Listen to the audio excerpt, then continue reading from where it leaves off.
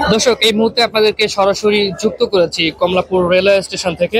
পবিত্র ঈদ উল ফিতর উপলক্ষে দীর্ঘ 9 দিনের ছুটি শেষ হয়েছে। আজ থেকে সব ধরনের সরকারি বেসরকারি অফিস খুলেছে, যে কারণে নারীর টানে যারা গ্রামে গিয়েছিল সেই মানুষ আজ ঢাকায় ফিরছে। গতকালও আমরা দেখেছি এই কমলাপুর রেলওয়ে স্টেশনে বিভিন্ন জেলা থেকে মানুষ ঢাকায় ফিরছেন, আজকেও মানুষ ফিরছেন।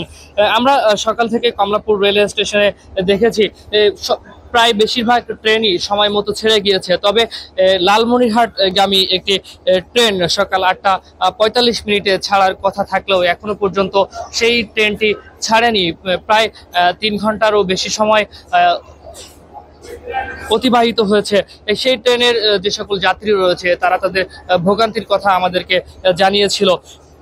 এছাড়া যে বাকি যে ট্রেনগুলো রয়েছে সেই ট্রেনগুলো ঠিক সময় মতো এখান থেকে ছেড়ে যাচ্ছে, কিন্তু অন্যান্য বছরগুলোর তুলনাতে এবছরের যে ট্রেন যাত্রা সেই ট্রেন যাত্রা অনেকটাই স্বস্তিদায়ক হয়েছে বলে যাত্রীরা আমাদেরকে জানিয়েছে। অন্যান্য বছরগুলোতে বিভিন্ন অনিয়ম থাকে, শিডিউল বিপর্যয় থাকে, কিন্তু অন্যান্য বছরগুলোর তুলনায় এবছর সেই শিডিউল বিপর্যয় অনেক অংশেই কম। তো দর্শক, এই ছিল আমার কাছে কমলাপুর রেলওয়ে স্টেশন থেকে সবশেষ।